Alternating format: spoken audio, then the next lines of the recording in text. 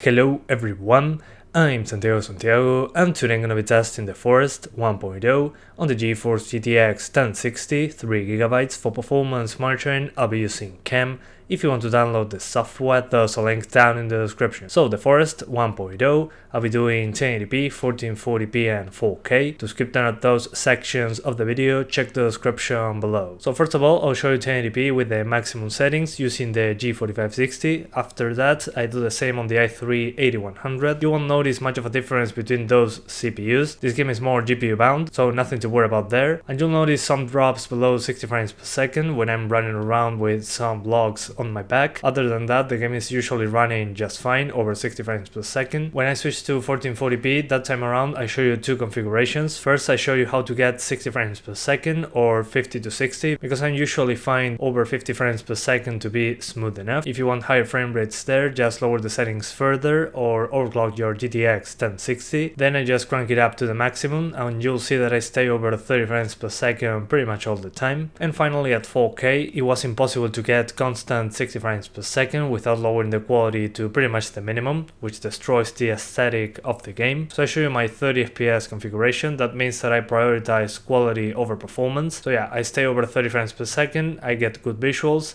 and I also overclocked the GTX 1060 a little bit. I was a little over 2 GHz on the core clock, and on the memory it was around 4400 MHz, something like that, so no worries about that one either. This game was made using Unity and it's been on early access for a while. I remember when I played the first version. This is very different. The options menu is a lot better. We have a lot of good options here, but as I said before, if you lower everything to the minimum, the game looks a lot flatter, so it really destroys the aesthetic of the game. So well, to get the best performance, I lowered first SSAO quality. You can lower it from ultra to very low, I think. Then grass density, grass distance, draw distance, far shadows, and sunshine occlusion usually give you a good performance boost. And for some reason, shadows wasn't as big of an impact as I expected, but if you lower that, shadows can flicker quite a bit, especially on the low option, so I recommend you keep it on medium or high if possible. And the other options I didn't mention, if you lower them in groups, it can usually be a good FPS improvement. And I recommend turning off motion blur. Is camera motion blur, and on first person, at least in my opinion, is very annoying. That's why I turn it off across the whole video, but the performance impact of that option is not really that important. It's a couple frames, and usually the moments where I get the worst performance is just running around in the forest, so a lot of trees, a lot of grass on screen, especially if there is fire involved, can also make an impact in performance. But yeah guys, that's pretty much it. I hope you keep enjoying the video. Thanks for watching and see you next time.